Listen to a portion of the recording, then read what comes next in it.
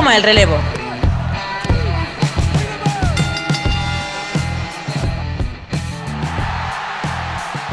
Buenas noches, yo soy Santiago Tomás y hoy volvemos a Hot Tag. Hoy volvemos para hablar de algo que ha pasado esta semana sin hablar de algo que ha pasado esta semana. ¿A qué me refiero? Como todos sabéis, el lunes hubo este tema de Sasha Banks y Naomi marchándose de Raw, yendo a casa y decidiendo que no estaban satisfechas con el booking y que por tanto se marchaban. Esto ha dado lugar a mucho debate, a declaraciones como por ejemplo la de Vin Russo, que técnicamente tiene razón en que si son contractoras independientes, es decir, si tienen un contrato que no es con la empresa, pueden decir un día que se van, con gente diciendo que son poco profesionales, con gente diciendo que sí, pero no sabemos exactamente qué ha pasado, no sabemos exactamente qué ha ocurrido, por lo que nos vamos a centrar en lo que pasó en el pasado. Hay un vídeo de este tema en concreto que lo refleja muy bien, y es el vídeo que hizo Wrestling Bios, pero Wrestling Bios se centró sobre todo en lo que pasaba dentro del ring y en su vuelta de Stone Cold Steve Austin. ¿Por qué? Porque Stone Cold Steve Austin ya hizo esto. Es cuando, palabras textuales de WWE, Stone Cold Steve Austin took the ball and left the building. Básicamente cogió la pelota y se marchó. ¿Qué fue lo que ocurrió? ¿Qué fue lo que pasó en esta época? Que sí podemos hablar, que sí tenemos información y que sí podemos investigar un poco en qué es lo que ha ocurrido a los luchadores cuando toman esas decisiones de marcharse de la empresa. Y es que nos retrotraemos a 2002. En 2002 Stone Cold Steve Austin está bastante molesto. El motivo principal es que después de un 2001 donde ha tenido el Tour Heel, vuelve a ser face a final de año, él esperaba estar en un rol bastante importante, estar cerca del main event, pero tiene un combate con Hulk Hogan. Es decir, se suponía que el main event de ese WrestleMania iba a ser Austin contra Hogan. Y Austin dice que con Hogan no trabaja. Ambos tenían beef previo, básicamente Hogan había tratado mal a Austin y Austin no quería trabajar con alguien de ese nivel. Vale, hasta aquí todo tiene más o menos sentido. ¿Qué es lo que ocurre a posteriori? Que deciden ponerle con Scott Hall en una rivalidad. ¿Cuál es el problema obvio de esta rivalidad que todos conocemos? Scott Hall está muy pasado de rosca, no está dando buenos combates y su enfrentamiento en WrestleMania es un absoluto desastre. Tan desastre que acaba muy enfadado Stone Cold, no parece muy satisfecho la empresa y aunque el feudo continúa, pues continúa a muy mal nivel. Es decir, después de lo que pasa en WrestleMania, básicamente se ve que Hall está pues prácticamente para la retirada y que él está descontento. Pero lo que ocurre a continuación es bastante más serio. Y es que tenemos esto que ya le hace estar molesto y luego le vuelven a enviar al main event. Le envían a una rivalidad con Taker, que es una rivalidad relativamente interesante, donde vamos a pelear en Backlash y pierde. Y tras ello está como en el mid-card aproximadamente, en una especie de enfrentamiento con Ric Flair, que acaba con un combate en Judgment Day, donde gana él. Austin sigue en esta rivalidad con Flair. Flair, recordemos que era en aquel momento el GM de Raw. Y aquí es donde viene el drama. Básicamente lo que estaba previsto es que en este mes de junio y en preparación del King of the Ring se enfrentaran Austin y Lesnar en un combate que ganaría Brock Lesnar para pasar de ronda en King of the Ring 2002. Estaba muy molesto Austin. Austin estaba muy enfadado porque lo que él decía es que era absurdo e inaceptable que fuese a perder con Lesnar, no que fuese a perder con Brock, es decir, él no tenía problemas con la derrota, sino en cómo básicamente iba a ser un show que no había sido televisado previamente, es decir, que no había sido anunciado previamente en televisión, y que sí, como shock value tenía mucho sentido que ganase Brock, además en primera ronda, que era como una locura, que era como súper sorprendente, pero la realidad es que no tenía prácticamente sentido que ganara así Austin. Es más, había un gran debate de cómo cojones va a ser él quien gane a Austin. Bueno, pues básicamente a Austin no le hizo ni pizca de gracia que no fuese a ver una... ¿Cómo se dice? Que no me sale el nombre, perdonadme. Una especie de payoff, que no fuese a haber ningún tipo de careo previo, es decir, que simplemente fuese una derrota limpia en el ring sin ningún tipo de preparación, y dijo que él no lo hacía. Pero encima no lo hacía y vosotros diréis, bueno, si decía que no lo hacía, le darían otro combate. No, directamente se levantó y se piró sin ningún tipo de problema. Se levantó, se piró y se fue a casa. Evidentemente esto en WWE sentó muy mal y decidieron que lo que iban a hacer era anunciarlo públicamente. Básicamente es cuando Jim Ross sale y dice esas palabras en concreto. No tanto que se iba a enfrentar con Lesnar, pero sí el tema de que se había negado a luchar y por tanto estaba despedido. Bueno, despedido no, se había ido. Austin posteriormente volvería a finales de año, en 2003 volvería a pelear, pero quiero centrarme un rato en qué fue lo que ocurrió aquí. Porque claro, todo el mundo se queda o todo el mundo piensa en ese final, que ese final fue muy, muy sorprendente, muy bestia, etcétera, etcétera, pero no en los motivos que le llevaron a él y que también nos pueden indicar un poco de dónde está el problema con Sasha y con Naomi. Lo primero es que Austin tenía un ego considerable en esta época, eso es cierto, había muchos luchadores contra los cuales se negaba a pelear, ya había pasado con Owen Hart, ya había pasado con Jeff Jarrett, pasaría posteriormente con Hogan, con Nash más o menos también ocurriría, con Shawn Michaels no tenía muchas ganas de trabajar, aunque nunca coincidieron, pero se sabía que no estaba muy contento por lo que pasó en el 98, con Roxy que le gustaba trabajar aunque le gustaba ganarle, con Jericho también, entonces Austin ya estaba en un problema de ego serio. Austin ya se consideraba que él era más importante prácticamente que la empresa y que por tanto se la tenía que tratar como tal. El Turn Heel, sin que fuese del todo malo, en su opinión, sí que no acabó de convencer y sobre todo el payoff. Todo lo que pasó en los últimos 2 meses de Alliance, donde Austin simulaba pasar a ser face, siguiendo siendo heel, y todo el tema de no es ni face ni heel el final, porque McMahon de repente es malo al día siguiente y por tanto los faces son heels, y los heels son faces, que era un poco absurdo, no acabó de convencer. Pero 2002 es cuando acaba muy quemado. Hay que recordar que Austin llevaba los últimos 3-4 años peleando en evidente dolor, es decir, desde la rotura del cuello de Owen. Es cierto que tuvo una pausa de 18 meses, pero la realidad es que no podía seguir peleando y que él había seguido en ring, lo cual evidentemente le provocaba unos dolores evidentes y un consumo de calmantes que era excesivo, que no estaba contento con los planes creativos y que todo lo relacionado con la rivalidad con Scott Hall fue un camino del desastre. Es decir, fue un absoluto error, Scott Hall no estaba preparado, Austin no estaba contento, el combate en WrestleMania es uno de los combates más sloppy que le he visto a los dos, sobre todo porque pasa un poco lo que pasó en 2004. En 2004 acordaros de que hay ese Goldberg contra Lesnar, donde ambos se la suda el combate y están muy enfadados. Aquí no es tanto como que se la sude, sino que Hall no está en un estado ni físico, ni mental, ni psicológico para poder pelear, y lo sabíamos todos, es decir, aquí no es que haya una sorpresa de no, bueno, es que claro, es que es súper sorprendente que Scott Hall esté así. Todo el mundo sabía que Scott Hall estaba así, que Scott Hall no estaba en ningún estado mental para pelear, pero se le permitió pelear. Y pasó lo que pasó, que fue un combate desastroso. Yo lo siento mucho, pero la gente lo sabía. Es decir, no me creo que WWE fuese tan idiota de pensar que Scott Hall estaba bien cuando le estaba viendo en el ring. Entonces ya ahí tienes un problema. Tienes el problema de Hogan, que Hogan no se va bien con él y que él no le quiere pusear. Tienes el problema también de que evidentemente llega un punto donde Austin ya no puede ser el foco principal de la empresa. Por edad, por físico, y tienes que pensar el, oye, si usamos otro luchador, que alguno dirá, bueno, eso tampoco es tan grave. No es tan grave en sí, ¿vale? No es tan grave en el sentido de no va a cambiar el planeta, pero sí es tan grave en el punto de, oye, ¿y esto de aquí qué pasa con ello? ¿Qué vamos a hacer o cómo vamos a trabajar? Que parece que no, pero sí que afecta bastante en el sentido más mental de, oye, que yo estaba contento relativamente con esto y ahora tengo mis serias dudas de si esto es lo que tendríamos que hacer o no. Al final lo que se generó, obvio también por cómo iba todo, pero lo que se generó fue un sentimiento de desconfianza mutuo entre Austin y la empresa. La empresa no se fiaba de un Austin que cada vez era más inestable, más volátil y tenía más poder, y Austin no se fiaba de que la empresa le fuese a buquear bien. Es cierto que eso de WrestleMania fue la gota que colmó el balso, pero luego ponerle con Flair en una rivalidad donde estaba implicado Undertaker también le afectó en el sentido de que parecía que iba a ser simplemente uno más, que no iba a ser la cara como en la actitud. Quizá porque no encajaba tanto, quizá porque no podía pelear tanto como otros luchadores más jóvenes, pero Austin estaba evidentemente incómodo. Vale, ya tenemos claro, por tanto, cuáles son las molestias, cuáles son los enfados de Austin. Pero hay dos cosas que no se suelen hablar. Y es que aquí WWE sí que lanzó a pantalla el problema. ¿Cómo que lo lanzó a pantalla? Básicamente, y esto sí que es curioso, hay una promo de Austin muy enrabietado en un programa de estos televisivos que tiene WWE, bueno, televisivos no, de internet, donde se cagan los muertos de WWE, del booking, de cómo está funcionando, etcétera, etcétera, y más o menos como que parece que lo está diciendo en verdad, que es un shoot, ¿vale? Bueno, en realidad no era un shoot, es decir, era un shoot, no era un work, literalmente lo está diciendo en serio.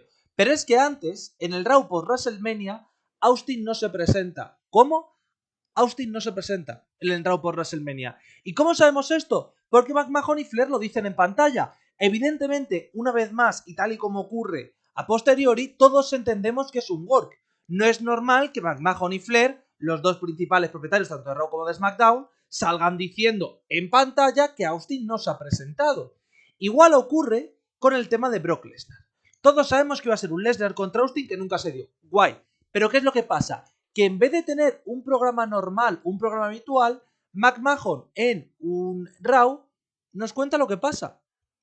Y cuando digo que nos cuenta lo que pasa, digo que literalmente él dice, hey, se ha marchado, ha sido una gran carrera, etcétera, etcétera, y The Rock también sale. Pero claro, lo lógico es que si si McMahon hace esto, es que no pase nada, es que no ocurra nada, es que, oye, no tiene ningún tipo de sentido, por así decirlo, que lo saquen en pantalla por la gravedad que hay detrás. WWE sabía que era una noticia que iba a salir sí o sí porque Austin iba a rajar, que decidieron llevar la pantalla para que nadie pudiera tener la seguridad de que fuese una cosa que hubiera pasado como tal, es decir, para que todo el mundo pensaban que habían sido workeados y que no es que fuera que Austin se había ido de verdad.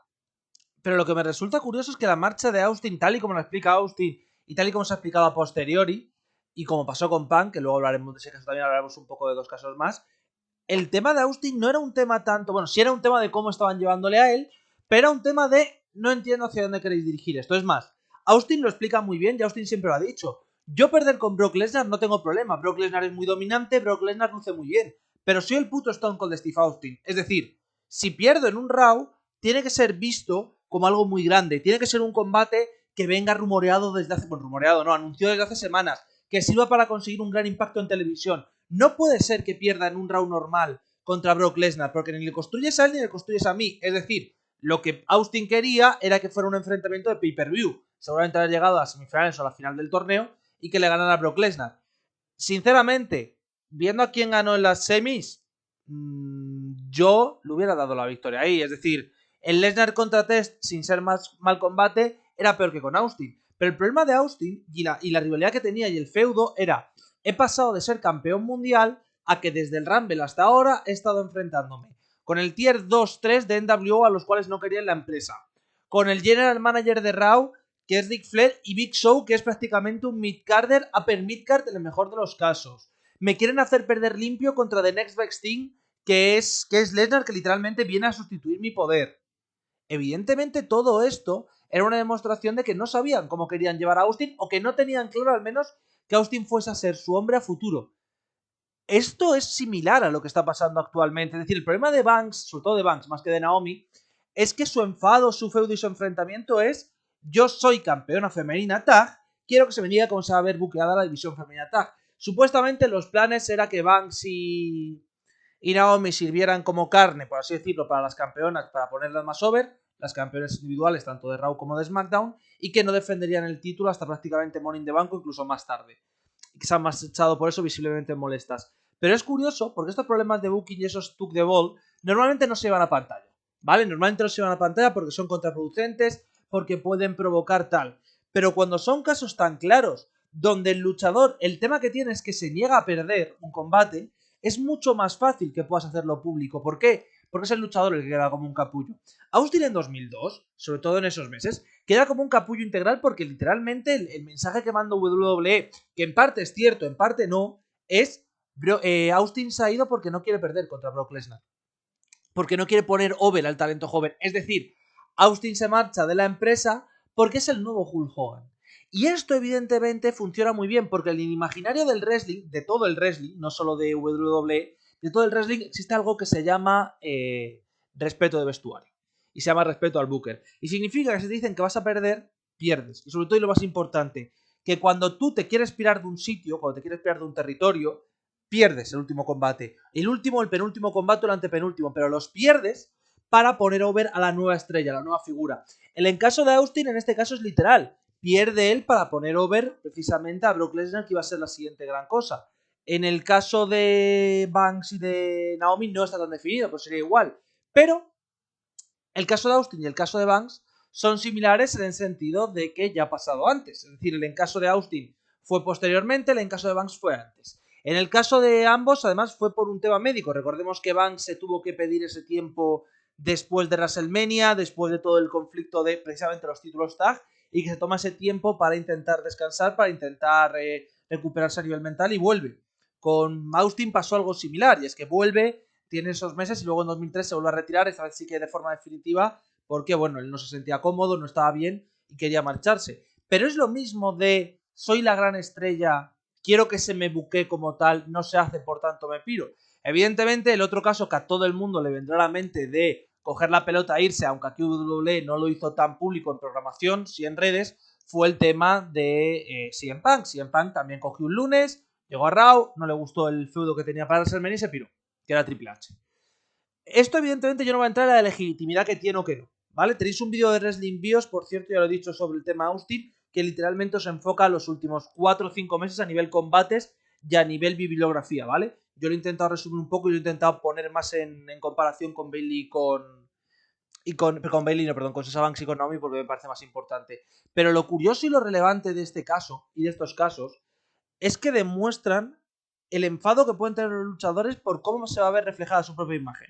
Evidentemente, y esto es obvio, hay una cantidad de ego considerable en estas decisiones porque son decisiones de, hey, yo me piro porque no se me ha valorado lo suficiente. El ego, como todos sabéis, en sobredosis, por así decirlo, es muy negativo, es muy grave, pero al contrario no. Es decir, al contrario, si el ego bien llevado es el que te permite saber tu valor, te permite funcionar bien. Yo de eso no llevo, por desgracia. Me cuesta mucho la parte del ego, pero entiendo que luchadores que lo han ganado absolutamente todo, que son estrellas mundiales y tal, pues decidan, oye, ahí me la suda, vamos a darle un poquito más de ego, vamos a demostrar que valemos, ¿vale? Eso está guay. Pero claro, aquí viene el tema del respeto al ring, del respeto al negocio. Es muy complicado saber exactamente cómo acabas ahí porque no estamos dentro, en qué situación acabas y qué es lo que ocurre. Porque al final, Austin, Punk, Banks, Naomi menos, pero bueno, son 3 personas que en el momento en el que se hubieran ido a WWE tendrían trabajo en todos los sitios. Es decir, si Banks ahora mismo pilla sus cosas y se pira y no renueva o se acaba su contrato o cualquier mierda, Sasha se puede ir a donde quiera. Al cine, a otra empresa de wrestling, a cualquier tipo de arte y va a ser súper popular. Igual que pasaba con Punk, que recordemos que se fue a las MMA. Igual que pasaba con Austin, que prácticamente parecía que se iba a ir a la tele y lo que pasa es que le pasó todo el tema. Bueno, le pasó que pegaba a su mujer por la fiebre de Roy, supuestamente. Es decir, que también pasó, pero me refiero. Son personas que lo tienen ya todo hecho en la vida. Entonces ahí estás en una posición de poder donde puedes hacer eso. ¿Esto es bueno? Parcialmente yo creo que sí. Siempre debatimos sobre las cláusulas creativas y tal. Creo que es importante que los luchadores no tengan control total, esto lo hemos dicho siempre, y que no pueda ser un poco en plan de yo hago lo que me sale de la chorra porque soy yo y como soy yo soy Dios, pero a la vez a mí me parece interesante que los luchadores conozcan su valor y digan, hey, yo aquí peleo, hey, yo aquí no estoy convencido, yo aquí no me emociono. Que a mí me parece que es lo correcto y lo que tienen que hacer los luchadores, de verdad. Es decir, sé que hay mucha gente que se le olvida esto y que empiezan a pensar demasiado centrados y demasiado esto en, no, porque tú estás en una empresa y le debes a la empresa. Le debes a la empresa en tanto y cuanto la empresa te debe a ti, ¿vale? Es un esto bilateral, va en ambos lados. Pero la sensación que me deja, es una sensación un poco complicada, es que cuando tenemos estos casos es muy importante no dejarnos llevar. Ya que me refiero con que no dejarnos llevar. A que lo fácil es coger un bando y tirar mierda a tope. Es decir, Sasha, reina, puta ama, vosotros no sois nadie, tal, no sé qué, no sé cuántos, es una mierda de empresa, genial. En parte estoy de acuerdo, en que WWE es una empresa tiránica. O, sois poco profesionales, tenéis que hacer vuestros bookings, hay que ser siempre profesional y estar en tu trabajo, aunque no te guste lo que haces. Que en parte estoy de acuerdo y en parte, oye, si no te gusta te puedes pirar, ¿sabes? Es decir, tengo ahí esa dicotomía entre los dos puntos. Pero lo que me genera más curiosidad de todo esto es cómo va a solucionarse. Es decir, con Austin volvió a los 6 meses. Con Punk volvió a los 5 años y medio a otra empresa. Con Bruiser Brody literalmente él no es que hacía no shows, es que él se presentaba en el ring y le partía la cara al oponente. Y decía, que no me querías esto, te jodes. Págame o te la reviento a ti. Evidentemente nadie va a hacer lo de Bruiser Brody, no estamos en los 80 y no, las cosas no son así. Es decir, nadie va a hacer un no-sell dentro del ring, pero hemos tenido a Austin Aries haciendo algo similar con los finales del combate en TNA, por lo que fue despedido. Al final el mundo del wrestling es un mundo muy de show business. ¿A qué me refiero con muy de show business? A que estas movidas siempre se solucionan con dinero. Obviamente nos van a decir lo típico de Punk volvió por amor al wrestling, Sasha volvió después de su crisis mental por amor al wrestling, Austin ha vuelto en 2021 por amor al wrestling. El amor al wrestling es bonito, pero el amor al verde más, ¿vale? Y el verde me refiero al dinero. Entonces, es lo importante. Es decir, al final es un poco ¿Cuánto estás dispuesto a perder? ¿Cómo estás dispuesto a perder? Pero más importante, ¿por cuánto dinero estás dispuesto a tragarte sapos? Veremos qué ocurre con Bayley, perdón, con Bayley no, siempre lo digo mal, con Banks y con Naomi. Hemos visto que hay opiniones tanto a favor como en contra. Por ejemplo, parece que Shayna Baszler las apoya. Parece que Cameron dice que Naomi no lo ha hecho bien o que lo ha hecho solo por culpa de Sasha Banks.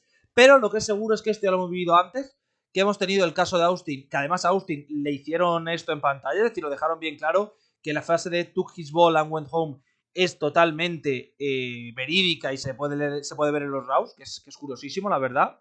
Y que bueno, veremos cómo se soluciona este caso, pero para que tengamos un poco de historia sobre qué es lo que ha ocurrido, un poco cuáles son los paradigmas, cuáles son las diferencias, que al final Banks, por ejemplo, está en una situación mucho mejor de salud que Austin, que Banks tiene muchos más años de carrera, que no es como CM Punk, que CM Punk simplemente hace no show, pero WWE no lo emite como tal, es decir, no lo defiende como tal, simplemente desaparece de pantalla y ya está. Así que es curioso, es interesante, nos despedimos por hoy. Volveremos seguramente el domingo, ya veremos porque hay una incidencia familiar que tengo que resolver. Pero yo me despido y hasta la próxima.